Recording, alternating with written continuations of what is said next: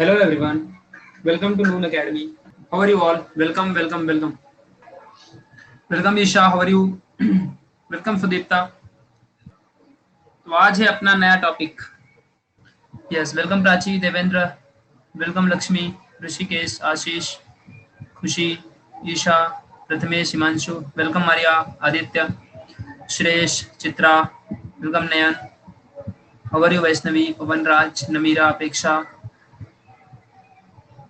Welcome Sonali, Madhura, Alok, Divya, how are you Pratiksha, Vishal, Aryan, welcome Vishwas, thank you Suresh, welcome Dhruv, how are you all. तो yes my dear, आज का जो topic है वो बहुत ही इंटरेस्टिंग और मजेदार भी है, क्योंकि कल हमने चीजें सीखी थी बहुत सारी. चलो फिर आगे उसी से कंटिन्यू करते हैं. तो सभी लोगों ने आई होप कल के सेशन को देखा होगा और उसे अच्छे से रिवाइज करके आए रहोगे तुम लोग. कितने लोगों ने रिवीजन किया था कल के सेशन को? कितने लोगों ने रिवीजन किया था? Please let me know. Okay Isha, बहुत बढ़िया. चित्रा, बहुत बढ़िया. प्रांजल, करण, सिद्धि, क्या बात है. यस श्रेष, बहुत बढ़िया, बहुत बढ़िया. हाँ, बहुत अच्छा, बहुत अच्छा. चलो ठीक है, जिसने भी नहीं किया है रिवीजन तो उसके लिए प्रॉब्लम वाली बात है. उसको प्रॉपर रिवीजन करना चाहिए, वरना फिर बाद में इश्यू हो जाएगा. यही कारण है कि फिर आगे चल के जब सितंबर अक्टूबर का महीना आता है तो फिर बच्चे कुछ नहीं कर पाते, बस उनको रोना होता है, बस और कुछ नहीं. क्योंकि आज से जो पढ़ाई करेगा या करना शुरू कर देता है, धीरे धीरे सिर्फ दिन के 2 घंटे जो रोज पढ़ेगा, कितना भी कोई भी मस्तीखोर हो, कितना भी कुछ भी हो, जो सिर्फ दिन के 2 घंटे पढ़ता है तो उसका सब कुछ क्लियर हो जाता है और इन फ्यूचर उसका फायदा होता है. लेकिन जो नहीं करता फिर उसको प्रॉब्लम होती है आगे चल के. तो याद रखना अच्छे से, ठीक है. चलिए अब आगे बढ़ते हैं. So yes guys, my name is Prashant, this is my qualification experience. Okay, और session topic is evolution. I hope कल का टॉपिक तुमको सब समझा था. फिर से एक बार रिवाइज करना चाहूंगा. चलो ठीक है. हमें बनाना था प्रोटीन. चलो फटाफट रिवाइज मारते हैं. देखो भाई, हमें क्या करना था? प्रोटीन सिंथेसिस करना था.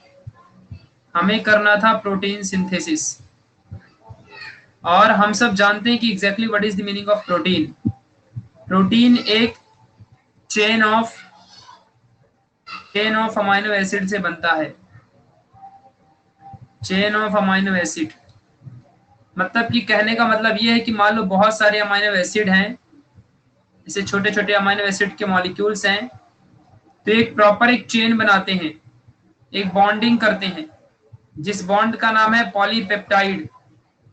ठीक है, तो यहाँ पे ये लोग पॉलीपेप्टाइड चेन बनाते हैं. तो पहले जब एक एक सिंगल था तो वो अमाइनो एसिड था.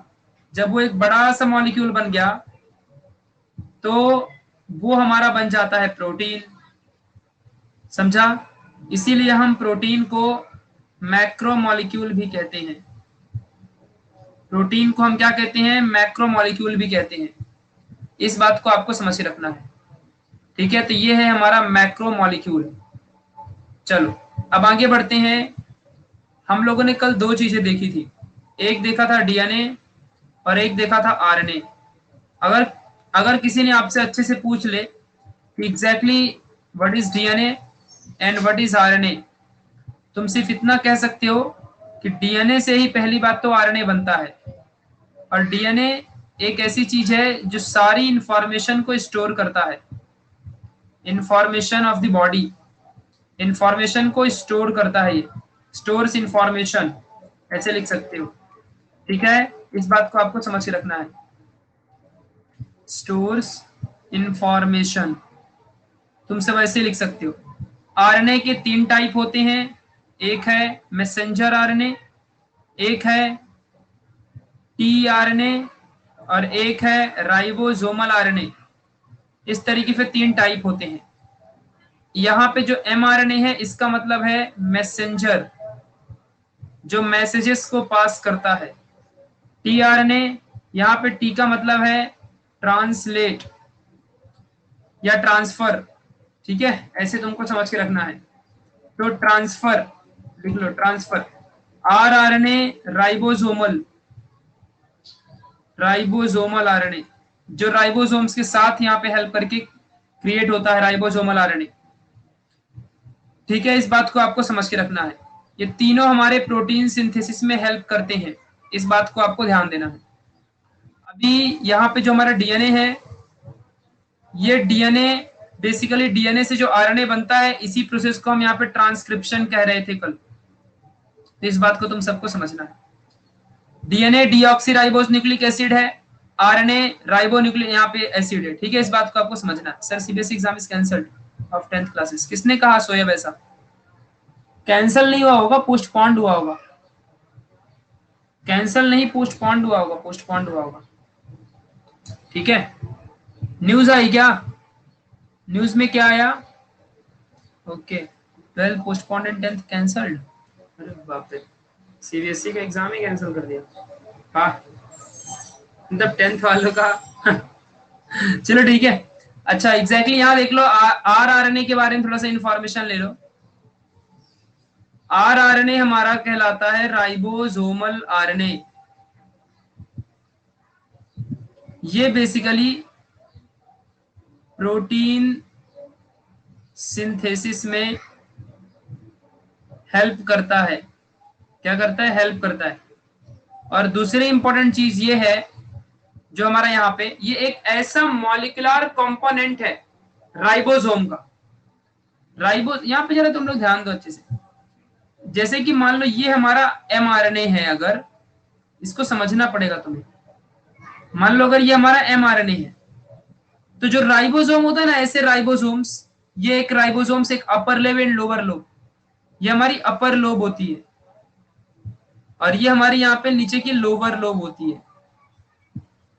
ये हमारा राइबोसोम कहलाता है। तो आरएनए जो है ये राइबोसोम का एक छोटा सा पार्ट होता है, समझा, जो प्रोटीन सिंथेसिस में हेल्प करता है। इस बात को आपको समझ के रखना है। समझा मैंने क्या बोला? यानी कि हमारे सेल के अंदर एक ऐसा पार्ट जो प्रोटीन सिंथेसाइजिंग ऑर्गेनेले कहलाता है।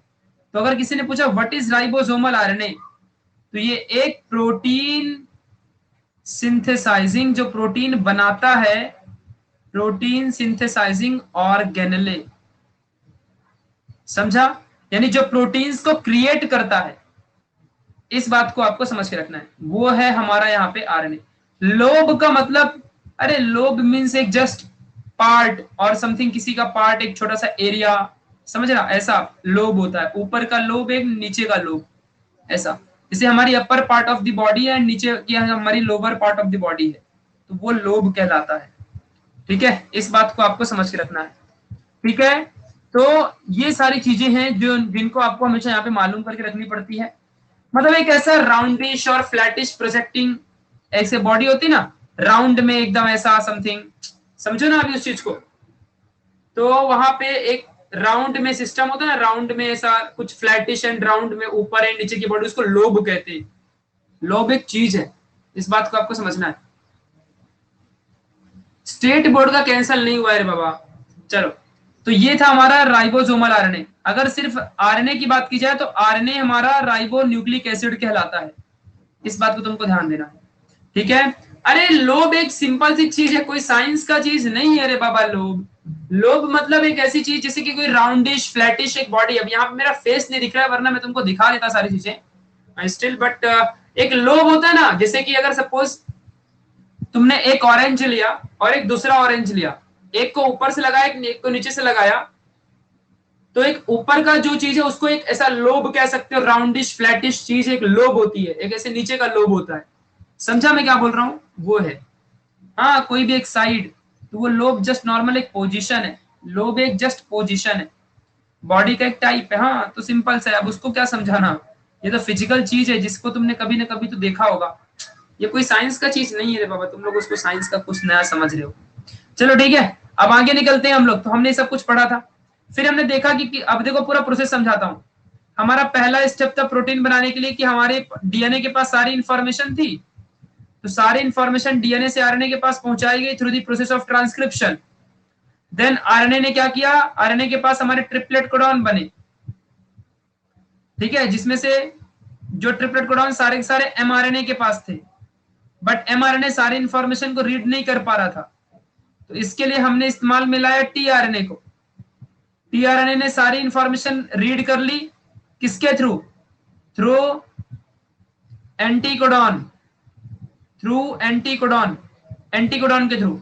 जैसे टीआरएनए ने रीड की तो यहां पे ये कंप्लीट होता है हमारा translation process, and after the translation जैसे ही हमारा यहाँ पे इंफॉर्मेशन रीड होती है तो हमारा फंक्शन करता है राइबोसोमल आरएनए, जो कि एक प्रोटीन सिंथेसाइजिंग ऑर्गेनेले होता है हमारा राइबोसोमल आरएनए, और ये हमारा प्रोटीन बनाने में हेल्प करता है। तो जैसे यहाँ पे, तो यहाँ पे हमारा ट्रांसलोकेशन शुरू हो जाता है, ट्रांसलोकेशन शुरू हो जाता है। मैंने कल सब ये बताया था रे बाबा, फिर से रिपीट कर रहा हूँ वापस से। तो यहाँ पे हमारे इस तरीके से लोब होते हैं, दो लोब है, एक अपर लोब एक लोअर लोब। ऊपर वाला जो बॉडी है उसे लोब कहते हैं, ऊपर वाली बॉडी जो होती बड़ी होती, नीचे वाली बॉडी छोटी होती है राइबोसोम की।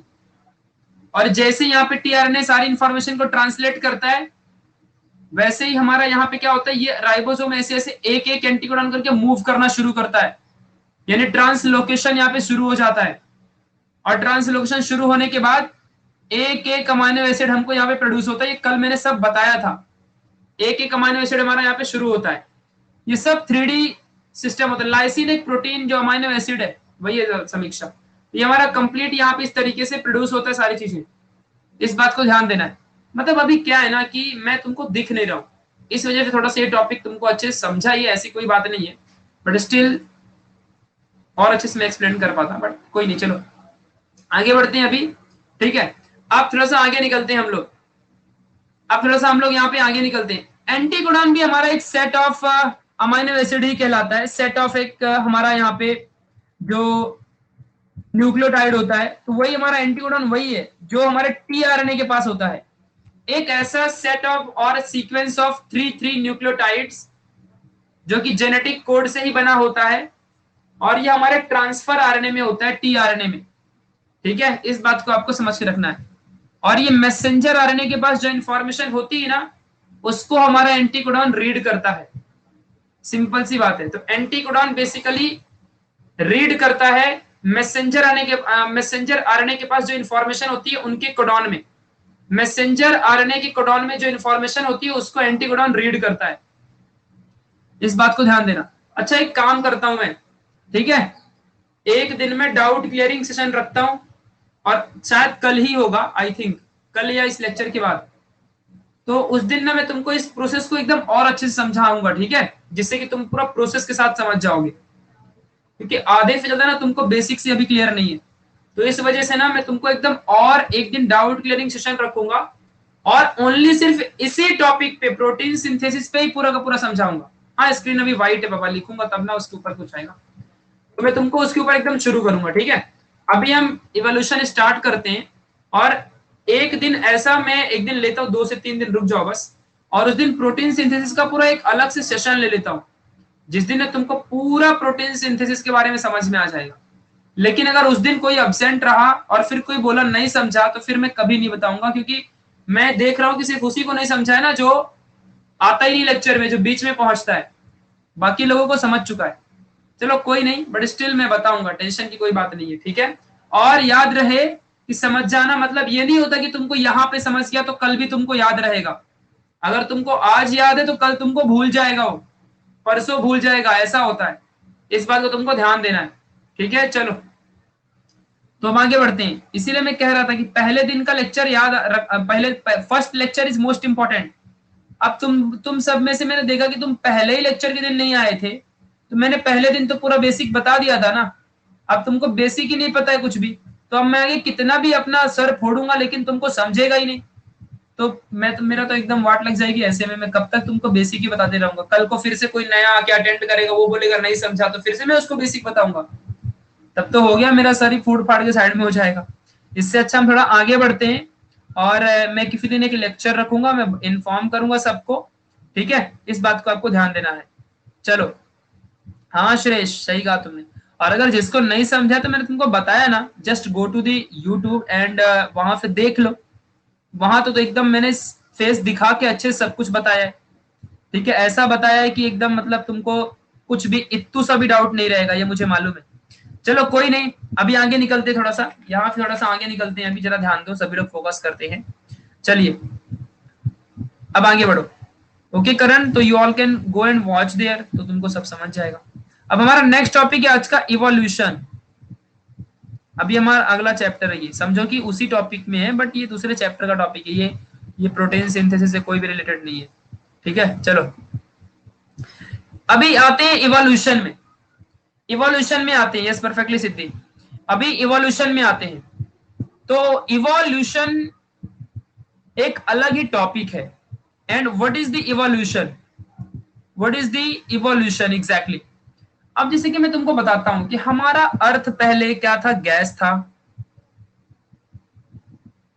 फिर धीरे धीरे हजारों करोड़ों सालों में हमारे अर्थ का शेप बदलता गया। मतलब शेप तो वैसा ही है, बट एग्जैक्टली गैसेस से वो धीरे धीरे लिक्विड में कन्वर्ट हुआ। अब आज के वक्त में हमारे अर्थ में प्लांट हैं, पत्थर यानी स्टोन, बड़े बड़े पहाड़, यानी सॉलिड और लिक्विड और गैसेस तीनों चीजें हैं हमारे अर्थ में। तो इस बात को आपको समझ के रखना है। ठीक है, और ये जो हमारा अर्थ है इसके अंदर बहुत सारे पहले ऑर्गेनिज्म रहा करते थे। तो जो ऑर्गेनिज्म थे पहले माइक्रो ऑर्गेनिज्म हुआ करते थे। सबसे पहले जिंदगी में इस धरती में जब लाइफ आई, जिंदगी आई, तो वो थी अमीबा, पैरामोशियम, ये सब जो सिंगल सेल या फिर यूनिसेलुलर थे।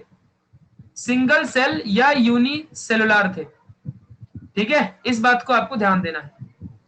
इस दुनिया में जब सबसे पहली बार हमारा ऑर्गेनिज्म आया तो वो सिंगल सेल वाला था। अब आप कहोगे वो सिंगल सेल वाला क्या होता है, तो सिंगल सेल वाले को हम कहते हैं यूनिसेलुलर। यूनिसेलुलर उसे कहते हैं हम यूनिसेलुलर। ठीक है, एक सिंगल सेल वाला ऑर्गेनिज्म आया इस धरती में। फिर उसके बाद धीरे धीरे धीरे धीरे क्या हुआ कि इवोल्यूशन होते गया, चेंजेस आते गए बॉडी में, उनके सभी ऑर्गेनिज्म के बॉडी में चेंजेस आते गए। सारी बॉडी अपने बॉडी को अडॉप्ट करवाती गई और धीरे धीरे करीबन millions of billions of years में ये यूनिसेलुलर ऑर्गेनिज्म मल्टी सेलुलर बन गया और बहुत सारे बड़े बड़े ऑर्गेनिज्म बनने लगे। तो अगर शुरू शुरू में बात की जाए तो स्टार्टिंग में क्या होता था कि एक सिंगल सेल अमीबा जैसा था, और आज के वक्त में या आज से पहले डायनासोर जितने बड़े बड़े ऑर्गेनिज्म भी हो चुके हैं। अब डायनासोर कितना बड़ा मल्टी सेलुलर है बाबा रे बाबा, उसके अंदर कितने मिलियन ट्रिलियन, उससे भी अधिक ज्यादा, करोड़ों से भी करोड़ों, उतने सारे सेल डायनासोर के अंदर रहे होंगे। इतना बड़ा डायनासोर होता था बाबा रे बाबा। तो इतना बड़ा जो सेल है, मतलब इतने सारे उसके अंदर सेल होते थे। फिर उसके बाद डायनासोर मर गए, उनका वो भी अडॉप्ट नहीं कर पाए और वो मर गए। तो आज के वक्त में हम इंसान इस धरती पे रहते हैं। एक दिन ऐसा भी आ सकता है कि हम भी खत्म हो जाएं, कोई और आ जाए इवॉल्व होकर के। ठीक है, तो कुछ भी हो सकता है in future, anything can be, क्योंकि अर्थ है, ये दुनिया चलती रहती है, चलती रहती है और चलती ही रहती है। इस बात को हम सबको समझ के रखना चाहिए अपने पास। तो अब ऐसे करते करते करते करते धीरे धीरे बॉडी एकदम इवॉल्व होती है, और बॉडी इवॉल्व होते होते उसके अंदर चेंजेस आते हैं। ये सारे चेंजेस एक दिन में नहीं होते। तुम सबको क्या लगता है कि ये यूनिसेलुलर ऑर्गेनिज्म जो पानी के अंदर था वो एक ही दिन में डायनासोर बन गया? नहीं। तो धीरे धीरे धीरे धीरे एकदम बदलते बदलते सारी चीजें बड़ी हुई, बहुत टाइम लगा। इसीलिए इवोल्यूशन की डेफिनेशन ही है कि ग्रेजुअल चेंजेस, ग्रेजुअल मतलब धीरे धीरे, क्रमशः, line to line, gradual changes occurring in living organism over a long duration of a time. यानी कि evolution is the very very slow process. तो gradual changes occurring in living organism, एक living organism में धीरे धीरे changes होते हैं, slow process होता है, और वो धीरे धीरे बदलना शुरू करता है, और देन उसके बाद उसकी बॉडी बदल जाती है टोटली। जिस तरीके से वो अडॉप्ट करता है। फॉर एग्जाम्पल अगर जैसे आदित्य है, तो अभी आदित्य अगर कल जिम जाएगा तो क्या सिर्फ ऐसा थोड़ी कि कल ही उसकी पूरी बॉडी बन जाएगी, नहीं, धीरे धीरे रोज जिम जाएगा तब जाके उसकी बॉडी बनेगी, और फिर उसको 1 साल लग जाएंगे अच्छी खासी बॉडी बनाने में। तो इसीलिए उसके बॉडी में चेंजेस आने के लिए करीबन 1 साल लगेगा। तो इसी को कहते हैं gradual changes occurring a living organism over a long period of time. इस बात को आपको समझ के रखना है। तो ग्रेजुअल चेंजेस होता है मतलब धीरे धीरे किसी ऑर्गेनिज्म में चेंज होता है। जैसे कि देखो, अब पहले हम सब ऐसा कहते हैं कि मंकी थे और मंकी से आज हम ह्यूमन बीइंग बने हैं, ऐसा सब कहते हैं। तो हम पढ़ेंगे इसी चैप्टर में कि लेमूर नाम का एक मंकी जैसा दिखने वाला ऑर्गेनिज्म था, और आज वही ऑर्गेनिज्म हम ह्यूमन बीइंग बन गए। तो ये कैसे पॉसिबल हुआ? तो पहले वो मंकी लेमूर था, वो 4 पैरों में चलता था दुनिया भर का, फिर वो घास फूस ग्रासेस वगैरह खाता था, फिर धीरे धीरे धीरे धीरे ह्यूमन बीइंग्स आज हम सब बन गए। मतलब वही है, हम लेमूर ही हैं हम लेमूर ही हैं, बट स्टिल हम आज कन्वर्ट होके बन चुके हैं ह्यूमन बीइंग्स, और धीरे धीरे हम बदल गए, हमारी बॉडी में चेंजेस आते गए आते गए आते गए, और हम चेंज हो गए, और आज हम ह्यूमन बीइंग क्रिएट हो गए। तो व्हाट इज इवोल्यूशन? इवोल्यूशन का मतलब क्या होता है कि ग्रेजुअल चेंजेस होना किसी भी ऑर्गेनिज्म में, ग्रेजुअल चेंजेस होना किसी भी ऑर्गेनिज्म में, धीरे धीरे बदलाव आना किसी भी चेंजेस में, किसी भी ऑर्गेनिजम्स में चेंजेस आना, उसमें बदलाव आना, यानी कि उसके अंदर इवोल्यूशन हो जाना, इवॉल्व हो जाना, उसे कहते हैं इवोल्यूशन। ठीक है, इस बात को समझ के रखो अच्छे से। चलो अभी आगे निकलते हैं। तो आई होप तुम सबको समझ चुका है कि इवोल्यूशन का ये बहुत ही आसान चीज है यार, जैसे कि मतलब एकदम बदलाव आ जाना, बस यही है, चेंजेस आ जाना, यही है। ठीक है, अभी ये पार्थ ओपी पता नहीं दुनियादारी क्या लिखा है, ये बोल रहा है, फिर से बताओ। इवोल्यूशन कोई साइंस का टॉपिक थोड़ी है, बट स्टिल तुमको नहीं समझ रहा। इवोल्यूशन क्या होता है, ध्यान से फिर से सुनो। किसी भी ऑर्गेनिज्म में चेंजेस होना, इंग्लिश समझता है ना, किसी भी ऑर्गेनिज्म में बदलाव आना ही हमारा इवोल्यूशन कहलाता है। देखो मैं यहाँ पे आपको दिखाता हूँ डेफिनेशन, तो शायद आपको समझ जाए। Evolution is the gradual change occurring in living organism over a long duration. समझ में आई बात? ये बहुत ही स्लो गोइंग प्रोसेस है, और जिसके थ्रू डेवलपमेंट होता है ऑर्गेनिजम्स का। समझा? अभी समझ में आ गया अच्छे से? और इसी की वजह से अर्थ में बहुत सारे चेंजेस आए हैं, और पूरी बॉडी में बदलाव हुआ है, और अभी भी हम इवोल्यूशन कर रहे हैं। आज हम इंसान इस तरह दिखते हैं, क्या पता आज से 10,000 साल बाद हम अजीब तरीके का दिखने लगे, हमारे अंदर चेंजेस आने लग जाए। हम चेंजेस अभी भी हमारे अंदर हो रहा है, बट हमें पता नहीं चल रहा है कि हमारे अंदर इवोल्यूशन हो रहा है। जानते हो क्यों? क्योंकि जो हमारी बॉडी है वो इतना धीरे धीरे इवॉल्व करती है। मैंने बोला ना कि लॉन्ग ड्यूरेशन में होता है, बहुत धीरे धीरे धीरे धीरे, इस वजह से हमें पता ही नहीं चलता है कि हमारे अंदर इवोल्यूशन हो रहा है। और ये सब मालूम पड़ता है जब हम आज से 50,000 साल पुराने इंसान को देखेंगे और आने वाले 50,000 साल वाले इंसान को देखेंगे, तब समझेगा डिफरेंस कि OMG आज का इंसान कैसे दिखता था और 50,000 बाद का इंसान कैसे दिखता था। जब हम दोनों को कंपेयर करते हैं तब हमें पता चलता है कि ये चेंजेस हुआ है। अगर हम 1-2 साल 3 साल 60 साल 50 साल में देखेंगे ना तो कुछ नहीं समझता है। यहाँ हजारों करोड़ों सालों की बातें होती है, तब जाके समझ में आता है कि अरे बाप रे इतनी बड़ी बॉडी हमारी यहाँ पे बदल चुकी है। तो ऐसे होता है सब कुछ। तो ये इवोल्यूशन तब जाके पता चलता है। और अभी भी आज भी मेरे अंदर तुम्हारे अंदर हम सब के अंदर इवोल्यूशन हो रहा है। ठीक है, इस बात को आपको समझ के रखना है। चलिए अभी हम आगे बढ़ते हैं नेक्स्ट टॉपिक की तरफ। तो यस, नेक्स्ट टॉपिक हमारा यहाँ पे है, मैं आप लोग के सामने लेके आ रहा हूं, थियरी ऑफ इवोल्यूशन। अब देखो ये इवोल्यूशन की थियरी क्या है। थियरी ऑफ इवोल्यूशन, इस थियरी के अकॉर्डिंग साइंस कहता है कि अच्छा, इसके पहले भी एक थियरी हुआ करती थी, आज से हजारों सालों पहले, 1000 ईयर्स बैक, हमारे इंडिया के अंदर या किसी भी कंट्री में चले जाओ, अंग्रेजों के यहाँ भी चले जाओ, ब्रिटिश में चले जाओ, लंदन में चले जाओ, तो क्या हुआ करता था यार कि वहां के लोग कहते थे कि हमारे जीसस ने सारे भगवान को बनाया है, हमारे रिलीजन में कहते हैं कि हमारे सारे भगवानों ने इंसानों को बनाया है। हमारे जो पूरी बॉडी है वो पूरी की पूरी बॉडी जो है वो पंच तत्वों से बनी हुई है, 5 एलिमेंट से। जो है हमारे 5 एलिमेंट्स, एयर है, फायर है ना, पंच महाभूत जो होता है उससे हमारी पूरी बॉडी बनी है। ऐसा तुम्हारे टेक्स्ट बुक में लिखा हुआ है, ऐसा टेंशन मत लो, ऐसा तुम्हारे टेक्स्ट बुक में लिखा हुआ है कि हमारी जो बॉडी है वो एयर है, वाटर है, फायर है, अर्थ है और स्काई है। इन पंच महाभूतों से हमारी बॉडी बनती है, ठीक है। ऐसा माना जाता था पहले, अभी भी ये करेक्ट है, ऐसी कोई बात नहीं है। सब रिलीजियस वे से अगर सोचोगे तो ये करेक्ट है, इस बात को आपको समझ लेना, परफेक्टली प्रवेश। तो इस तरीके से हमारी बॉडी क्रिएटेड है, ऐसा मानते थे। बट जब से साइंस इवॉल्व हुआ तो साइंस कहता है कि ठीक है, पंच महाभूत अगर कोई रिलीजन वाले मानते हैं तो हिंदुइज्म में लिखा हुआ है कि ऐसा है, और एक कुछ हद तक सही भी है।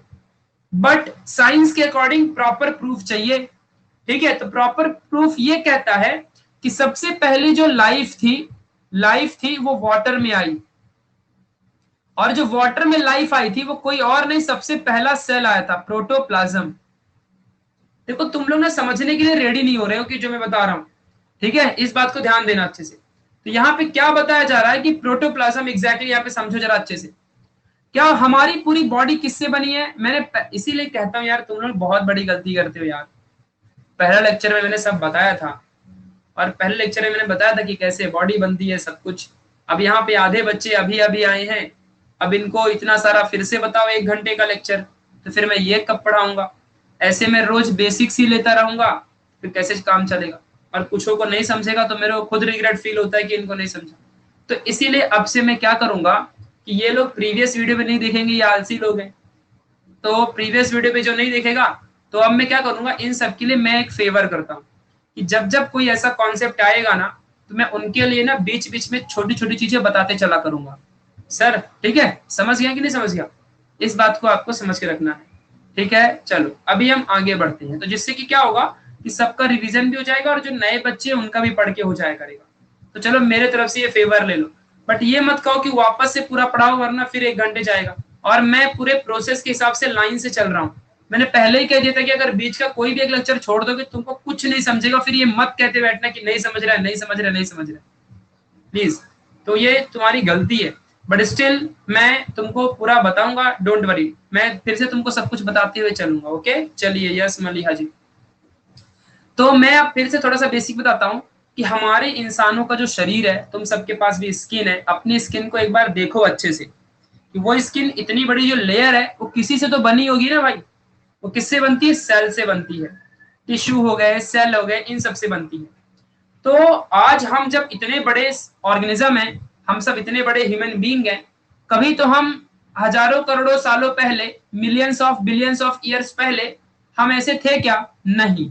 हम पहले छोटे छोटे ऑर्गेनिज्म हुआ करते थे, लेमूर जैसे बंदर वगैरह। पहले तो हम डायनासोर के टाइम पे तो हम चूहे के इतना हुआ करते थे, और आज वही चूहे के इतना जो था ना, वही आज इवॉल्व होकर हम इंसान बन गए हैं, सोचो, ठीक है। तो हम पहले बहुत छोटे हुआ करते थे, और इवोल्यूशन होते गया, धीरे धीरे चेंजेस बॉडी में आते गए, और आज देखो हमको 2 हाथ, 2 पैर, आंखें, दिमाग, सब कुछ हमारे बॉडी में है। आगे चल के और कुछ बदलाव आ सकता है, डोंट वरी, ठीक है। तो आज से बहुत साल पहले, और वो जो चूहा जैसा था ना एक ऑर्गेनिज्म जिसका नाम लेमूर है, अगर उससे भी पहले जाओगे ना, उससे भी पहले, उससे भी पहले, उससे भी और पहले जाओगे, तो तुमको इस अर्थ में पूरा पानी पानी दिखाई देगा। इमेजिन करो रे बाबा, तुमको पूरा का पूरा पानी पानी दिखाई देगा, और उसी वाटर के अंदर एक सिंगल यूनिसेलुलर ऑर्गेनिज्म मिला, यूनिसेलुलर ऑर्गेनिज्म, जिसे हम प्रोटोप्लाज्म कहते हैं। साइंस ऐसा कहता है कि दुनिया में सबसे पहले ये प्रोटोप्लाज्म नाम का एक सिंगल सेल आया। ये एक ऐसा सेल है जिस सेल से दुनिया के सारे ऑर्गेनिजम्स क्रिएट हुए हैं। मतलब एक ऐसा प्रोटोप्लाज्म नाम का सेल जिससे कि सारे दुनिया के अलग अलग ऑर्गेनिजम्स क्रिएट हुए। अब ऐसा नहीं है कि देखो ये प्रोटोप्लाज्म है तो इससे इंसान बन गया, तो आप कहोगे कि सर जब प्रोटोप्लाज्म वाटर में है तो ह्यूमन बीइंग तो पानी में नहीं रहता। तो अब सुनो पहले ध्यान से, इसीलिए तो कह रहा हूं कि इवोल्यूशन नाम की चीज होती है। अगर हम सब ने भी अडॉप्ट करना शुरू कर दिया तो हम भी कुछ दिन में पानी में रह सकते हैं। अगर हमारे अंदर भी इवोल्यूशन हुआ तो हम सब इवोल्यूशन कर सकते हैं। तो प्रोटोप्लाज्म नाम का एक सेल आया जो वाटर में पहले रहता था, फिर धीरे धीरे इवॉल्व होके लैंड में आ गया, और लैंड में देखो आज हम राज कर रहे हैं। कुछ दिनों बाद हम हवा में उड़ेंगे, आज भी देखो हेलीकॉप्टर बना के हम हवा में उड़ रहे हैं। ठीक है, तो ऐसा बहुत सारी चीजें यहाँ पे इवोल्यूशन होती गई और आज हम इसी प्रोटोप्लाज्म से इतने बड़े हम इंसान बन गए। समझा? तो इसी प्रोटोप्लाज्म से फिश वाला ऑर्गेनिज्म भी बना होगा, इसी से गाय भैंस बकरी सब क्रिएट हुआ, कौवा बिल्ली सब जितने भी ऑर्गेनिज्म इस दुनिया में सब इसी प्रोटोप्लाज्म एक सिंगल सेल से ही आए हैं। और उनके अंदर इवोल्यूशन होते गया तो कुछ मर गए, जैसे कि डायनासोर आज के वक्त में खत्म हो गए और आज हम सब इंसान अभी जिंदा हैं। इस तरीके से तुमको समझ के रखना है। बहुत अच्छा प्रेरणा, सीबीएसई की एग्जाम कैंसिल हो गई तो नाचते हैं चलो। ठीक है, तो इन बातों को तुम सभी लोगों को ध्यान में रखना है। चलो अब हम आगे निकलते हैं। तो ये था प्रोटोप्लाज्म। हमारे थियरी ऑफ इवोल्यूशन का ऐसा मानना है कि प्रोटोप्लाज्म से जैसे कि मान लो एक सेल निकला, तो वो सेल ऑर्गेनाइज होते गया। ऑर्गेनाइज मतलब एक साथ इकट्ठा कंबाइन होते गया और उससे एक स्ट्रक्चर क्रिएट हुआ। अगर मान लो इंसान बनाना था तो इंसान जैसा स्ट्रक्चर बन गया, अगर मछली यानी फिश बनानी तो फिश जैसा स्ट्रक्चर बन जाएगा, फिर अगर कोई बर्ड बनना है तो बर्ड जैसा स्ट्रक्चर बन गया। तो ऐसे सारे सेल अलग अलग शेप में एक साथ ऐसे क्या होते गए, ऑर्गेनाइज होते गए और उनका प्रॉपर स्ट्रक्चर क्रिएट होते गया। और इसी प्रोटोप्लाज्म से सारे के सारे सेल इस दुनिया में इवॉल्व हुए, डिफरेंशिएट हुए और एक साथ बने, बड़े के बड़े बन गए। अब कोई कहेगा कि सर बताओ पहले मुर्गी आई कि अंडा आया? मैं बोलूंगा चुपचाप साइंस पढ़ो, दुनियादारी में मत पढ़ो। ऐसे सिंपल सिंपल क्वेश्चन के आंसर हम नहीं देते। ये सब चिंदी चिंदी क्वेश्चन है, ये सब के आंसर तो मैं नहीं दे सकता, मतलब मेरी इज्जत चली जाएगी यार। ऐसे क्वेश्चन के आंसर मैं अगर दूंगा, इतना बड़ा आदमी, और मुर्गी आई कि अंडा, इसके आंसर मैं कैसे दे सकता हूँ? मतलब ये सब चिंदी चिंदी क्वेश्चन है यार, है ना। चलो अभी हम आगे निकलते हैं।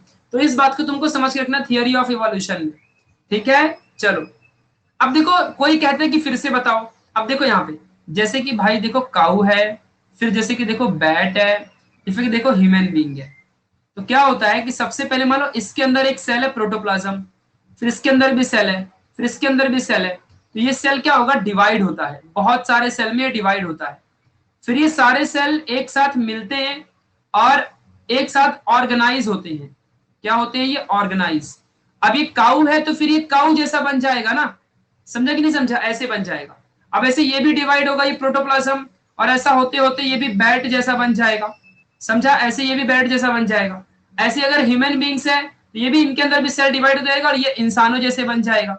तो इस तरीके से एक ही सेल से सभी क्रिएट होते हैं। ठीक है, एक ही सेल से सभी के सभी क्रिएट होते हैं। समझ रहे हैं मेरी कहने का मतलब, समझो रे बाबा। तो ये प्रोटोप्लाज्म जो है हमारा एक सिंगल सेल पहले के टाइम पे हुआ करता था, और उसी एक सिंगल प्रोटोप्लाज्मिक सेल से जो सभी को डिफरेंशिएट होकर अलग अलग सेल उसने क्रिएट किया, समझा। तो उससे एकदम नए नए अलग अलग टाइप के सेल बने और नए नए ऑर्गेनिज्म बने, समझा। इस तरीके से आपको ध्यान देना है। ठीक है, ये सारी चीजें होती थी। तो ऐसे ही क्या पता कल को और कोई नया ऑर्गेनिज्म बन जाए, है ना। तो ये सब कुछ हमारी लाइफ जो हमारी जिंदगी है पानी से आई है, वाटर से आई है, इस बात को तुमको ध्यान रखना है। अब इवोल्यूशन तो हो गया। अब जैसे कि अगर मान लो मैंने तुमसे कह दिया, देखो अब सुनो बताता हूं, अगर मैंने तुमसे कह दिया कि लेमूर जो था, लेमूर, तो लेमूर नाम का एक बंदर हुआ करता था बहुत साल पहले। अब आज से करीबन 7 बिलियन मिलियन ईयर लग गए और आज हम बन गए ह्यूमन बींग्स। अब तुमको ये लेमूर कहीं दिखाई नहीं देगा, ये लेमूर तुमको कहीं दिखाई नहीं देगा, क्योंकि ये लेमूर तो बदल गया ना और इंसान बन गया। समझा कि नहीं समझा। अगर मान लो ये कुछ ऐसा ही है कि अगर जैसे कि हम पहले छोटे बच्चे होते, तो अगर छोटा बच्चा बड़ा हो जाए तो फिर कभी वो छोटा बच्चा दिखाई देगा क्या। मान लो जैसे कि मैं प्रशांत हूं और मैं पहले बहुत छोटा था और अब मैं बड़ा हो गया, तो कभी छोटा वाला प्रशांत अब दिखेगा क्या जिंदगी में तुमको? नहीं दिख सकता। अब कभी भी तुमको बड़ा प्रशांत ही दिखेगा, छोटा प्रशांत जिंदगी में नहीं दिख सकता। मतलब समझा क्या बोल रहा हूं मैं? तो अरे टाइम मशीन, अभी चुपचाप यहाँ पढ़ाई करो, बड़ा है दिमाग, टाइम मशीन से जाएंगे बाबूराव। यहाँ देखो पहले, तो लेमूर नाम का एक पहले जो बंदर था, अब वो उसके अंदर इवोल्यूशन हुआ। एक दिन में हुआ क्या ये? एक दिन में नहीं हुआ है, बहुत सारे टाइम लग गया इसको होने में, millions of billions of year लग गया। और ऐसा बदलते बदलते बदलते बदलते सब कुछ देखो यहाँ पे ह्यूमन बीइंग क्रिएट हो गए, समझा। इस बात को आपको यहाँ पे ध्यान रखना है। इस तरीके से क्या हुआ, लेमूर से यहाँ पे एकदम लेमूर, लेमूर जो बंदर था लेमूर, ये हमारा यहाँ पे बदल के इवॉल्व होके इंसान बन गया। So this is the exactly evolution. तो अगर मैं आपसे क्वेश्चन पूछूं कि इसके एविडेंसेस दो मुझे, कुछ एविडेंस है क्या तुम्हारे पास, प्रमाण कुछ इसके तुम्हारे पास प्रूफ है क्या कि लेमूर ही ह्यूमन बीइंग में बना है?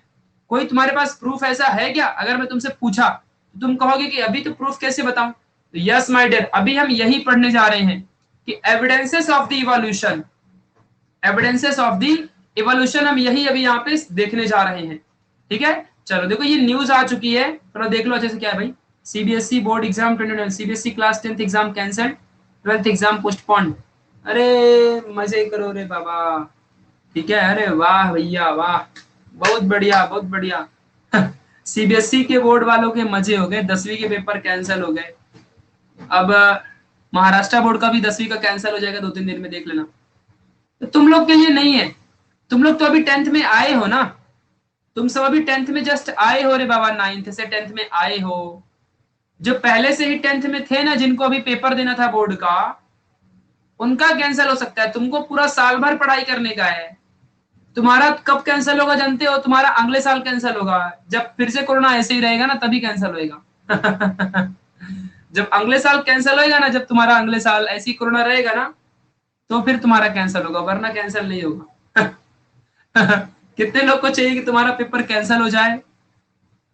तो उसके लिए कोरोना को रखना पड़ेगा इस इंडिया में। अगर कोरोना नहीं गया तो कैंसिल तुम्हारा भी नहीं होएगा। इट्स ओके यार। जितने लोग भी अभी कह रहे हो ना कि नहीं नहीं हमारा कैंसिल नहीं होना चाहिए, जब तुम्हारा पढ़ के नहीं होएगा ना आगे चल के, जब नवंबर दिसंबर का महीना आएगा ना, फिर तुम्हारा पढ़ के नहीं हो पाएगा, तुम लोग भी यही कहोगे कि अरे कैंसिल कर दो कैसे भी करके, हमको 10वीं पास कर दो। यही करोगे तुम लोग भी, मैं जानता हूँ, है ना बलिया? ओके, तो याद रखो फिर। चलिए अभी हम आगे बढ़ते हैं। कोरोना नहीं जाएगा, अरे कोरोना भैया, कोरोना जो है ना वो सभी का भगवान है। कोरोना की जो पूजा करेगा वही उसका साथ कोरोना देगा, याद रखो। जय कोरोना की। Corona is like a shadow, तुम्हारे साथ हमेशा रहता है वो। ठीक है, ध्यान रखो। कोरोना ने कितनों की जिंदगियां बदल दी हैं और कितनों की जिंदगियां उड़ा दी है। सारे बच्चों का फायदा हो गया यार, 10वीं के बच्चे बिना पढ़ाई लिखाई किए पास हो गए। अब और क्या चाहिए? 10वीं के बच्चे बिना पढ़ाई लिखाई किए पास हो गए, देख रहे हो, 10वीं से सीधा 11वीं में चले गए, नाच कूद रहे हैं, मजे हो गए इनको तो। ठीक है, चलिए अभी आगे बढ़ते हैं। मजे यार तुम लोग की जिंदगी में, बिना पढ़े 10वीं से निकल जाते हो तुम लोग, है ना? हम लोग का भी जमाना था कि जब हमने कितनी मेहनत की थी 10वीं के लिए। मैं तो एकदम सीरियस हो गया था कि OMG मेरा 10th आ गया, अभी मैं बहुत पढ़ाई करूंगा, ये वो, अरे बाप रे। और तुम लोग हो, कोई फर्क ही नहीं पड़ता है। है ना? चलो यस। अच्छा मेरा बैड लक था, कुछ भी बैड लक था मेरा। अगर मेरा बैड लक होता, अच्छा देखो, अगर मेरा भी पेपर तुम्हारे जैसा कैंसिल हो जाता तो मैं पढ़ाई नहीं करता। मैं पढ़ाई नहीं करता तो मुझे कुछ नॉलेज नहीं होता, मुझे कुछ नॉलेज नहीं था तो तुमको प्रशांत सर का भी मिलता क्या? बोलो नहीं ना। सो फिर इसीलिए तो मैं हूं तुम लोग के साथ, क्योंकि मैंने पढ़ाई लिखाई की थी। SSC बोर्ड का भी नाजिया हो जाएगा, देखते हैं क्या होता है। हाँ मैं यहाँ नहीं होता, बस एग्जाम होनी ही चाहिए। अच्छा पवन राज, मैं तो चाहता हूँ कि हो ना हो, मुझे क्या है। चलो, एविडेंसेस ऑफ इवोल्यूशन। तो पहला एविडेंस है मॉर्फोलॉजिकल एविडेंस। अब ध्यान दो अच्छे से, एकदम बढ़िया तरीके से मीनिंग बताता हूं। अगर तुमसे जिंदगी में किसी ने पूछ लिया कि what is the meaning of morphological evidences, ठीक है, अच्छा हुआ आपके एग्जाम हुए। अरे मेरा 2015 में मैंने पेपर दिया था, पता है? मैंने 2015 में पेपर दिया था 10वीं का। मैंने 10th का पेपर 2015 में दिया था, और तुम लोग को अभी 2022 में देना है। 21 में अभी तुम हो, सोचो। तो उस टाइम पे कोरोना कुछ नहीं था, समझे तुम लोग? चलो अब यहाँ देखो, एविडेंसेस ऑफ इवोल्यूशन की बात करते हैं। एविडेंसेस ऑफ इवोल्यूशन की बात करते हैं, जिसका स्क्रीन, एक तो आधे लोग का यही नाटक रहता है कि हमारे को सुनाई नहीं दे रहा है, हमारे स्क्रीन खराब हो गई, ये है वो है, फलाना ढिमाका, पता नहीं क्या क्या। अरे इंटरनेट अपना फास्ट कर लो बाबा, जियो ले लो, सिम ले लो, वाईफाई लगवा लो घर में और फिर बैठो। अब अगर नहीं दिखाई देता है, नहीं सुनाई देता है, तो इंटरनेट की प्रॉब्लम है यहाँ पे। ठीक है, समझ रहे हो कि नहीं समझ रहे हो? हाँ चलो, एयरटेल फेयरटेल ठीक है, मेरे को क्या करना है, कौन सा अच्छा चलता है मैं नहीं जानता। चलो यहाँ देखो, अभी आगे निकलते हैं हम लोग फटाफट। तो मॉर्फोलॉजिकल एविडेंसेस क्या होता है? मॉर्फोलॉजिकल एविडेंसेस का मतलब होता है फिजिकली, जो बाहर से विजिबल होता है, बाहर से दिखाई देता है, ऐसी चीज को देख के तुम बता सको कि इसके अंदर इवोल्यूशन हुआ है। फॉर एग्जाम्पल, अगर मैं तुम्हारे सामने आज वो लेमूर नाम का जो बंदर था जिससे हम इंसान बने हैं, तो अगर मैं तुमसे कह दूं कि लेमूर नाम के बंदर से जो आज हम ह्यूमन बींग्स बने, तो अगर मैं टाइम मशीन में जाके और लेमूर को मान लो लेके आता हूं और ह्यूमन बींग को भी साथ में रख दूं, तो आज अगर हमारे अगल बगल में लेमूर बैठा होगा तो हम में और उसमें क्या डिफरेंस दिखेगा? अगर मेरे बगल में बैठा होगा तो मैं तो उसको दो झापड़ खींच के मारूंगा, बोलूंगा अरे क्या रे, तुम हमारा पूर्वज है, कैसा इधर तुम लोग इवाल्व हो गया, तुम लोग इस धरती में नहीं होता तो आज हम नहीं होता। ठीक है, तुम लोग इधर काय को रे तू ही था ना वो जिससे हमारे पूर्वज बन के यहाँ पे आज हम लोग आए। अगर मेरे पास टाइम मशीन आ गया ना, मैं उस दुनिया में जाके पूरे लेमूर को मार दूंगा, मैं एकदम लेमूर को जिंदा बांध दूंगा, मैं एकदम ऐसा ऊपर लटका दूंगा ऐसे ऐसे। फिर हम सब इंसान की प्रजातियां भी खत्म हो जाएंगी इस दुनिया में। या तो मैं उससे बातें करूंगा, बोलूंगा देख तेरा मैं मॉडिफाइड वर्जन हूं, तू मेरा सबसे नीचे वाला वर्जन है और मैं तेरा मॉडिफाइड वर्जन हूं। तू वर्जन 0.0 है और मैं वर्जन 2.0 हूं। अरे बात एक ही है ना, अभी लेमूर से तो हम बने। लेमूर बोलेगा अच्छा बेटा हमसे ही आए हो तुम और हमारे सामने वर्जन गिरी दिखा रहे हो, मतलब भाई तुम शांत रहो, अभी मार देंगे गोली, इधर से दिख रहा है तुमको, कट्टा लेके आए कट्टा। एक के 47 चला देंगे अभी, तो फिर शांत। चलो ठीक है आगे निकलते हैं अभी। फिर इधर ही पेड़ में छलांग मारते रहोगे, इस पेड़ से उस पेड़, अभी कूदते रहो, नहीं शांति से मॉर्फोलॉजिकल एविडेंसेस पढ़ाने दो। चलो यहाँ देखो अभी, सो लेट्स बिगिन यार। अरे वो बातें नहीं करेंगे लेकिन वो पहचान तो जाएंगे यार मेरे को कि मैं इनके ही गांव का हूं। तो मॉर्फोलॉजिकल एविडेंसेस में आते हैं। ठीक है, तो मॉर्फोलॉजिकल एविडेंसेस में क्या होगा एग्जैक्टली जरा समझते हैं। अरे फ्री फायर, अरे दीपाली, जब पहली बार फ्री फायर आई थी तो मैंने उसके साथ दिवाली खेली थी, दीपाली। अरे ओ दीपाली, दीपाली जब पहली बार फ्री फायर आया था ना तो मैंने उसके साथ दिवाली खेली थी, दीपाली। चलिए अभी आगे निकलते हैं। ओके, तो अभी यहाँ निकलो, चलो यहाँ देखो। अरे वहां पे बहुत सारी चीजें हैं, for example like M416 27Z UG, कितने सारे मारोगे, बॉम्ब फेंक दो कितना, मतलब चलो ठीक है आगे निकलते। सो मॉर्फोलॉजिकल एविडेंसेस में बढ़िया फटाफट यहाँ पे आ जाओ। मॉर्फोलॉजिकल एविडेंसेस, मॉर्फोलॉजी का मतलब होता है, मॉर्फोलॉजी का मतलब होता है एग्जैक्टली बाहर से जो देख के तुम लोग बता सकते हो कि क्या एविडेंसेस, क्या चेंजेस आए हैं। ठीक है, तो जैसे कि देखो ये चूहा यहाँ पे, सॉरी चूहा नहीं है ये कुत्ता है, ये जो कुत्ता यहाँ पे बैठा है, ये जो कुत्ता यहाँ पे बैठा है, ये इसको ये डॉग तुमको दिख रहा है, ये डॉग को बहुत बड़े बड़े हेयर्स हैं, ये कैसे, इसको ऐसा लग रहा है किसी ने इस डॉग को बहुत मारा है, दो तीन झापड़ इसको वो मारा, कैसा मासूम बन के बैठा है। ये कुत्ते ऐसे ही मासूम बन के बैठते हैं और बाद में जब इनको उठा लो तो फिर काट लेते हैं। ठीक है, चलो जो भी रहेगा। तो ये जो, अरे मैं डॉग की बात कर रहा हूँ, वो चूहा ध्यान से मुंह से निकल गया रे बाबा। ठीक है, चलो यहाँ देखो अभी। तो ये जो डॉग है देखो, इसको हेयर्स है, इसको सारे व्हाइट व्हाइट कलर है। तो आज के टाइम पर भी अगर किसी डॉग को तुम लेके आते हो ना, तो अगर तुमको उसमें भी क्या क्या पता चलेगा, अगर तुमको उसमें भी मालूम पड़ता है कि यस भाई इसमें भी हेयर्स हैं, इसके भी बॉडी का स्ट्रक्चर कलर ऐसा है, तुमको पता चल जाए कि इन दोनों में सिमिलरिटीज है। फॉर एग्जाम्पल अगर आज से 1000 ईयर्स बैक जाओ और वहां के कुत्तों को तुम देखो कि भाई उनमें भी हेयर थे, उनमें भी स्ट्रक्चर थे सब कुछ, और आज के जमाने के कुत्तों में भी बहुत सारे स्ट्रक्चर और चेंजेस वैसे ही हैं, तो तुमको समझे कि हाँ इनमें इवोल्यूशन हुआ है। जैसे अभी पेड़ों की पत्तियों को देख लो, यहाँ पे जो पत्तियां होती हैं, अब अगर तुम मैंगो को देख लो या फिर अगर तुम मान लो इस ये कौन सा पेड़ है भाई, जो भी पेड़ रहेगा इसको देख लो और इसको देख लो, तो इनके जो लीफ होती है, लीफ सेम रहती है ना, लीफ में देखो ये लाइनें सभी में होती हैं, दुनिया की कोई भी पत्तियां उठा लो, सभी में लाइनें होती कि नहीं होती।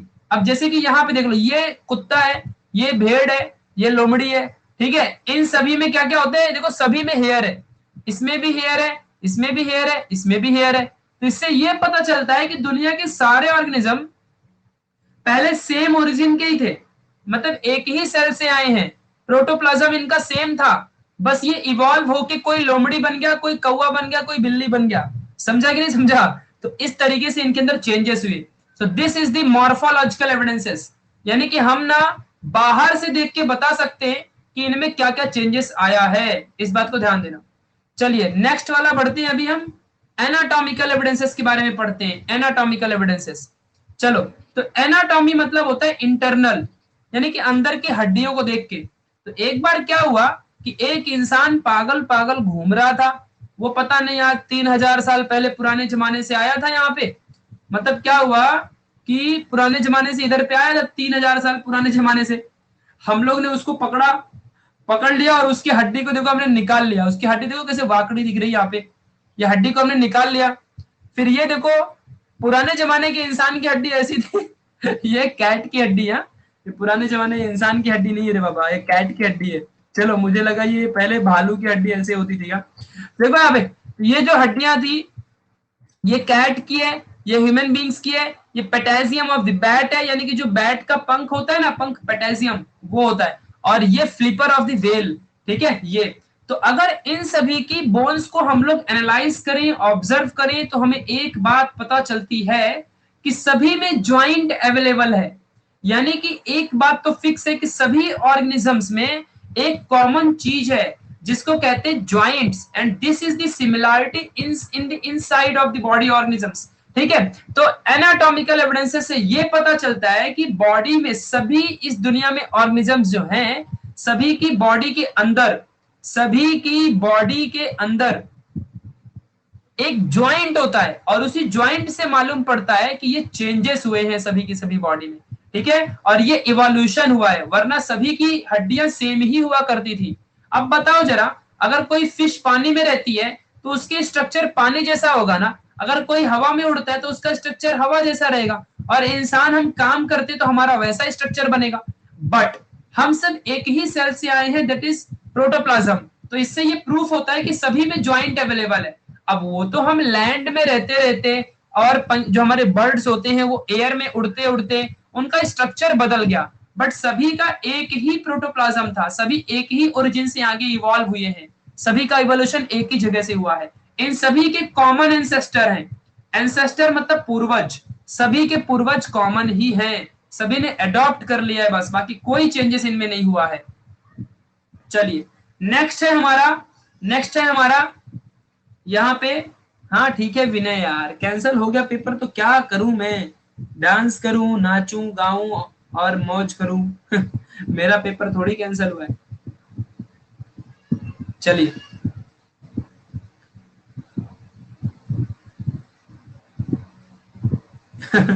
बोलो अगर इसी खुशी में तुमको चाहिए पढ़ाना छोड़ दूं मैं, बोलो। अरे प्रोटोप्लाज्म अब हमारी बॉडी में नहीं है रे बाबा, प्रोटोप्लाज्म क्या होता है, एक छोटा सा यूनिसेलुलर सेल होता है। चलो अभी आगे निकलते हैं,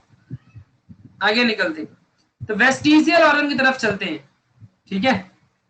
यहाँ देखो अभी, तो अब यहाँ ध्यान दो अच्छे से, वेस्टिजियल ऑर्गन में क्या होता है कि व्हाट इज वेस्टिजियल ऑर्गन। ये वेस्ट, अगर तुमसे पूछ लिया किसी ने कि बताओ वेस्टिजियल ऑर्गन क्या है, तुम लोग क्या बताओगे? तुम लोग कह देना कि एक ऐसा डीजेनरेटेड, अंडर डेवलप्ड और यूजलेस ऑर्गेनिज्म, ठीक है, या useless organs of the organism is nothing but यहाँ पे वेस्टिजियल ऑर्गन, ठीक है। इस बात को आपको समझना है, यानी एक ऐसा ऑर्गन जिसका कोई काम नहीं है, जो अंडर डेवलप्ड है, डीजेनरेटेड है, वेस्ट है, यूजलेस है। फॉर एग्जाम्पल जैसे कि बहुत सारे 10th के बच्चे ये सब वेस्टिजियल ऑर्गन है, इनकी पूरी पूरी बॉडी ही वेस्टिजियल है, कुछ काम के नहीं है, पढ़ाई न लिखाई, काम न धाम, जय सिया राम चलो अब मैं तुमको दिखाता हूं। अरे भाई इस साल के 10th की बात नहीं कर रहा हूं मैं, जो पुराने वाले चले गए, जिनको पेपर कैंसिल चाहिए था, उनके साथ भगवान ने साथ दे दिया चलो अब यहाँ देखो, तुम लोग तो कम से कम यूजफुल बन जाओ। अब यहाँ देखो, तो वेस्टिजियल ऑर्गन्स में क्या होता है, जरा ध्यान दो अच्छे से, यहाँ पे ध्यान दो अच्छे से। वेस्टिजियल ऑर्गन में क्या होता है कि देखो, तुम लोग का कान जो है, ईयर, अरे ये कौन मामा मामा चिल्ला रहा है।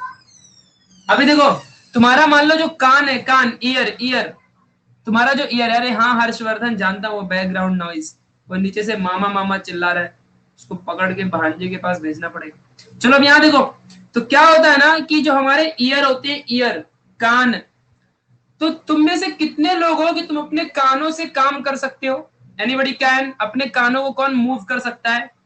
कोई हिला सकता है क्या अपने ईयर को? No, no one can. ओम शेड्यूल कहते हैं, हाँ कोई कोई ऐसे मूव कर लेते हैं, किसी के अंदर टैलेंट होता है, कोई यूजफुल बंदे निकल जाते हैं एक आध दो, बाकी हम सब तो यूजफुल नहीं है, यूजफुल है ही नहीं, है ना। तो ये जो ईयर है इसका कोई काम नहीं है। अब जैसे कि देखो, अगर यहाँ पे तुम जितने भी लोग हो, अगर तुम्हारे कान को काट दिया जाए, इस कान को काट दिया जाए, तो भी तुमको सुनाई देगा रे बाबा। ये जो बाहर का ईयर का पिन्ना है ना, पिन्ना, इसे पिन्ना कहते हैं। अगर तुमको यहाँ पे काट दो तुम्हारे इस कान के बाहर की, जिसको तुम अभी देखो कानों को पकड़ पा रहे हो, तो अगर इसको काट दिया जाए तो भी तुमको सुनाई सब कुछ देगा, सब सुनाई देगा। तो तुम लोग उस कान को रखे क्यों? जल्दी से कैंची उठाओ और काट दो तो तुमको सब सुनाई देगा। लेकिन हमारा एक कोई बंदा कहता है, सर फिर हम मास्क कैसे लगाएंगे मतलब मास्क कैसे लगाएंगे, चश्मा कैसे पहनेंगे, हेडफोन किधर लगाएंगे बहुत सही यार, बहुत सही। ठीक है, चलो आगे बढ़ते हैं, आगे बढ़ते हैं।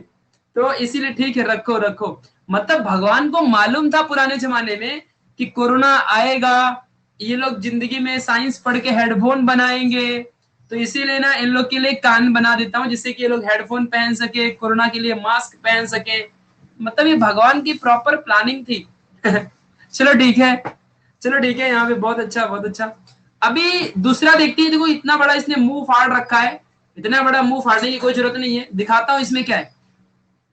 देखो, हर इंसान को 32 दांत होते हैं, 32 टीथ होते हैं, लेकिन इसमें से कोई कोई अजीब बंदा निकल जाता है, जिसको ना एक दांत के ऊपर दूसरा दांत निकल के आ जाता है, एक दांत के ऊपर दूसरा दांत निकल जाता है जिसे कहते हैं बुद्धि वाला दांत। हमारे टाइम पे एक आदमी था, उसको ना एक दांत के ऊपर दो दांत आया था, तो बोलता है कि मैं बुद्धि वाला दांत है मेरे पास बहुत बुद्धि है। और बाद में जब पता चला कि वो तो एकदम खराब आदमी निकला, उसको 50% भी नहीं आया, बोलता है इतना ही बुद्धि लेके घूम रहा था क्या समझा क्या? तो ऐसा सिस्टम था, ठीक है। तो इस टीथ का नाम है विजडम टीथ, जबकि ऐसा कुछ होता नहीं है, विजडम सिस्टम ऐसा कुछ नहीं मिलता है, वरना ऐसा होता तो हमारे भारत देश के सभी बच्चे बहुत ही बुद्धिमान होते, ठीक है। इस बात को ध्यान रखो, तो ये बात तुमको समझ के रखनी है। तो विजडम टीथ यूजलेस ऑर्गन है हमारे बॉडी में, हमारे बॉडी में विजडम टीथ से कुछ नहीं होता है, ठीक है, इस बात को ध्यान देना। मतलब वो सिर्फ फुकट में, वो है तो भी कोई फायदा नहीं, नहीं होता तो भी कोई फायदा नहीं, बस फोकट में तुम्हारे यहाँ पे शरीर में रहता है, इतना तुमको ध्यान रखना है। सो बस यही है हमारा विजडम टीथ के बारे में, ठीक है, इस बात को आपको समझ के रखना है।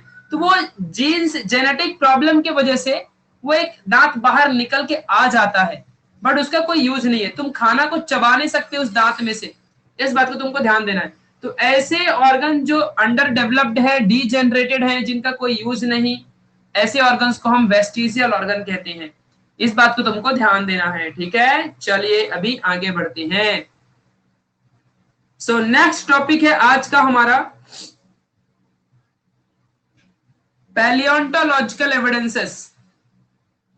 देखो भाई, आज से पुराने जमाने में, अगर आज से 2000 साल पहले चला जाए, तो 2000 साल पहले क्या होता था कि अगर कोई इंसान मर जाता था ना, तो उस इंसान को मरने के बाद उसके साथ में अगर कोई जानवर उसको बहुत प्यारा था, अगर मान लो कि हमारे यहाँ पे कोई एक बंदा है, चलो मान लो हमारी सुदीप्ता है, तो सुदीप्ता को मान लो कुत्ता बहुत प्यारा लगता है, एक डॉग है, जो डॉग इसके पहले दिखाया था मैंने, वो उसको बहुत अच्छा लगता है। तो अभी मान लो अगर सपोज सुदीप्ता, एक दिन ऐसा टाइम आया कि सुदीप्ता हमारी चल बसी, तो फिर वो लोग क्या करते थे पुराने जमाने में कि सुदीप्ता के डॉगी को भी उसके साथ ही जमीन में बरीड कर देंगे, बोलेंगे कि ये सुदीप्ता को बहुत प्यारा था, अगर अभी अभी इस डॉगी को अगर हम रखेंगे तो सुदीप्ता की आत्मा इस डॉगी के ऊपर रो जाएगी, तो ये डॉगी हमको भी मार देगा, इसीलिए इस डॉगी को भी इसके साथ सुला दो, मतलब इसके साथ ही गड्ढे में डाल के इसको भी दफना दो। तो ऐसा पहले के जमाने में रियलिटी में होता था। This is not a joke, मैं जस्ट एग्जांपल लिया सुदीप्ता का, बट सच्ची कह रहा हूं, ये जस्ट एक ऐसा होता था, ठीक है। तो ये सारी चीजें होती थी, इन तुमको इसको तुमको समझ के रखना है। तो ऐसे में क्या था यार, ये देखो इनकी हड्डियां देखो ऐसे पड़ी हुई है, तुमको सब दिख रहा होगा, देखो इनकी हड्डियां ऐसे पड़ी हुई हैं, ठीक है, इस बात को आपको ध्यान देना है। देखो ये इनकी हड्डियां, तो ये जो रेमिनेंट पार्ट है, ये जो बचा हुआ पार्ट है, बचा हुआ पार्ट है जो हमारा किसी भी ऑर्गेनिज्म का, जो ये बचा हुआ पार्ट है, यही कहलाता है, यही बचा हुआ जो पार्ट है यही कहलाता है फॉसिल्स, यानी कि the remaining part of the living organisms, the remaining part of the living organisms, यही कहलाता है हमारा fossils. What is fossils? The remaining part of the living organism is nothing but fossils. चलिए अभी हम आगे बढ़ते हैं नेक्स्ट टॉपिक की तरफ। अब हम सीखेंगे कार्बन डेटिंग के बारे में। अब देखो यहाँ पे, तो फर्स्ट है हमारा, यहाँ पे जरा ध्यान दो अच्छे से सभी लोग, पैलियोंटोलॉजिकल एविडेंसेस के बारे में सीखते हैं सबसे पहले। What is the meaning of palaeontological? Palaeonto, palaeonto का मतलब होता है एंशिएंट, लॉजिकल मतलब होता है स्टडी करना, और इसके एविडेंसेस मतलब पुराने पुराने फॉसिल्स की स्टडी करने के बाद हमें पता चलता है कुछ चीजें, हमें पता चलता है पैलियोंटोलॉजिकल एविडेंसेस के बारे में, और हमें बहुत सारे एविडेंसेस पता चलते हैं कि इंसानों में कुछ चेंजेस आया है। एंशिएंट की स्टडी करना, परफेक्टली, सबूत। हाँ, अब ये सब कार्बन डेटिंग की वजह से होता है। What is carbon dating? किसी भी इंसान की, अब मान लो सुदीप्ता को आज से 3000 साल पहले बरीड किया था, अब यहां से हम लोग ने माइनिंग करते करते पहुंच गए, तो सुदीप्ता की जो हड्डियां थी आज भी 3000 साल पहले मिट्टी के अंदर दफनाई हुई मिली। हम लोग ने जब उसके अंदर माइनिंग की तो हमें पता चला कि सुदीप्ता की हड्डियां हमको दिख रही हैं। तो अभी उन हड्डियों से हम कैसे पता लगाएंगे कि सुदीप्ता 3000 साल पहले मिली है, मतलब 3000 साल पहले उसकी बॉडी को दफनाया गया था, सोचो। कैसे तुमको मालूम पड़ेगा? How you all can imagine this? सोचो। तो अब मैं तुमको बताता हूँ कि ये सब कैसे पता होता है, ठीक है। यहाँ देखो अच्छे से, तो एग्जैक्टली और literally I am talking about this, कि क्या होता है ना कि हमारी ह्यूमन बीइंग की सारी बॉडी, आज आपको दुनिया का सबसे बड़ा राज बताता हूं कि हम सब की बॉडी कार्बन से बनी हुई है। जो हम खाना खाते हैं, रोटियां खाते हैं, जो हम कपड़े पहनते हैं, हमारे स्किन में कार्बन है, हमारे हर जगह कार्बन है, each and everywhere carbon present है। सोचो, सेल भी कार्बन से बनता है, हमारा डीएनए में भी कार्बन है। जो हमने देखा था ना कि डीएनए हमारा किससे बनता है? न्यूक्लियोटाइड से, एडेनिन गुआनिन साइटोसिन यूरासिल से डीएनए बनता है। तो ये सब एडेनिन गुआनिन साइटोसिन भी कार्बन के कंपाउंड होते हैं। तो अब सोचो जरा, एडेनिन गुआनिन साइटोसिन कार्बन के कंपाउंड है और इन्हीं से डीएनए बनता है, यानी डीएनए में भी कार्बन है, सेल में भी कार्बन है, उसी सेल से हम बनते हैं, तो हमारी पूरी स्किन में कार्बन है। हम जो खाना खाते हैं, चावल हो गया, फिर उसके बाद हमारा राइस हो, मतलब चावल राइस तो एक ही होता है, फिर व्हीट है, जो रोटियां होती है, रोटियां, तो रोटियां हो गई, ये सब कुछ हो रहा है, ये सब कुछ हमारे कार्बन प्रेजेंट होता है इन सभी में, ठीक है। इस सब तुमको समझ के रखना है, ठीक है। तो इन बातों को तुमको हमेशा यहाँ पे ध्यान देना है, जो कि बहुत इंपॉर्टेंट है। ऐसे मिल्क वगैरह है, इन सब में कार्बन के कंपाउंड प्रेजेंट होते हैं, ठीक है, यहाँ पे ध्यान दो। अब मैं तुमको यहाँ पे एक बहुत इंपॉर्टेंट बात बताता हूँ, बहुत इंपॉर्टेंट बात बताता हूँ, यहाँ पे समझना जरा ध्यान से। जिस भी दुनिया में जिस ऑब्जेक्ट को बर्न करने के बाद ब्लैक स्मोक निकलता है, तो समझ जाना कि वो वाले कंपाउंड या उस वाले स्ट्रक्चर में कार्बन प्रेजेंट होता है, ठीक है। चलो अब आगे निकलते हैं। तो क्या होता है ना कि कार्बन के दो आइसोटोप होते हैं।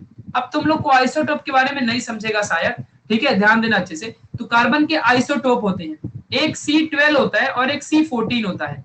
C12 जो है ये नॉन रेडियो एक्टिव होता है, नॉन रेडियो एक्टिव होता है, और C14 जो है ये रेडियो एक्टिव होता है। अच्छा, ये रेडियो एक्टिव का मतलब क्या होता है? तो ध्यान दो जरा अच्छे से यहाँ पे, ये रेडियो एक्टिव का मतलब होता है कि एक ऐसा ऑर्गेनिज्म या एक ऐसा ऑब्जेक्ट या फिर एक ऐसा एलिमेंट जिसमें से हमेशा रेडिएशंस बाहर निकलते रहते हैं। यानी कि एक ऐसा एलिमेंट जिसको हम रेडिएशन कहते हैं या रेडियो एक्टिव कहते हैं, जिसमें से हमेशा रेडिएशन बाहर निकलते रहता है, समझा, उसे हम रेडियो एक्टिव एलिमेंट कहते हैं। ठीक है, तो अगर मान लो C14, देखो अब पहले के जमाने में मान लो सुदीप्ता थी तो उसके अंदर दोनों कार्बन है। अब अगर मान लो C14 जो था ये रेडियो एक्टिव होता है, तो शुरू में मान लो 50 ग्राम था ये, और ये कार्बन भी 50 ग्राम था, तो C12 तो नॉन रेडियो एक्टिव है ना, तो ये आज भी उतना ही रहेगा और 50 साल बाद देखोगे तो भी उतना ही रहेगा ये कार्बन। और हर इंसान की बॉडी में कार्बन होता है। तो जब हम किसी के फॉसिल को देखेंगे, अगर जब हम किसी को फॉसिल्स को देखेंगे तो उसकी फॉसिल से हमें C14 C12 दोनों मिलेगा। बट जब हम C12 को देखेंगे उसका वजन करेंगे तो वो 50 का 50 ग्राम पूरा मिलेगा। लेकिन जब हम C14 को देखेंगे तो C14 जो होगा वो कैसा रहेगा, वो तो थोड़ा कम हो जाएगा ना, क्यों? क्योंकि वो तो रेडियो एक्टिव है, उसमें से तो हमेशा रेडिएशन निकलती रहती है, तो उसका वजन कम हो जाएगा, उसका वेट कम हो जाएगा। तो इस वजह से हम एक रेशियो निकालेंगे, C14 का और C12 का एक रेशियो निकालेंगे। इस रेशियो से हमें पता चलेगा कि कितना यहाँ पे डिग्रेड हुआ है, कितना डिके हुआ है C14, और इसी डिके की वजह से हमें एक टाइम पता चलेगा कि इतना टाइम लगा है इसको डिके होने में, समझा। तो इस तरीके से कार्बन के थ्रू हम एक डेट पता करते हैं, टाइम पता करते हैं कि इतना टाइम लगा इसे डिके होने में। अगर देखो मैं आपको एक आसान भाषा में बताऊं, ध्यान देना, देखो भाई कार्बन के दो आइसोटोप, एक होता है C12, एक होता है C14। C12 जो है वो नॉन रेडियो एक्टिव है, C14 एक रेडियो एक्टिव है। जो रेडियो एक्टिव होते हैं उनमें से रेडिएशन निकलता है, जिसमें से रेडिएशन निकलता है वो उनका वजन कम होते जाता है, धीरे धीरे उनका मास कम होता है। बट C12 तो नॉन रेडियो एक्टिव है तो उसका वजन कभी कम नहीं होगा, लेकिन रेडियो एक्टिव हमारा C14 है, इसका वजन कम हो जाएगा। ठीक है, तो जब हम मान लो कि कोई फॉसिल 5000 साल पहले का है, तो जब हम आज चेक करेंगे तो जो उनके अंदर C14 और C12 दोनों मिलेगा, लेकिन हमको C12 का वेट तो उतना ही मिलेगा ना, क्योंकि जितना भी हमें C12 का वेट मिलेगा वो तो उतना ही रहेगा जितना पहले था, समझा कि नहीं समझा। तो C12 तो हमको उतना ही मिलेगा ना जितना पहले था, बट C14 तो हमें उतना नहीं मिलेगा क्योंकि वो कम हो जाएगा, क्योंकि ये रेडियो एक्टिव है। तो अब हम एक डिवाइस होता है, एक मशीन होती है, एक फॉर्मूला होता है, क्लास 12th फिजिक्स में तुमको सब पढ़ोगे उस चीज को, क्लास 12th फिजिक्स में पढ़ोगे कि अगर मान लो कोई चीज का वजन कम हुआ है तो उसको कितना टाइम लगा है डिके होने में, उस कार्बन को या उस एलिमेंट को।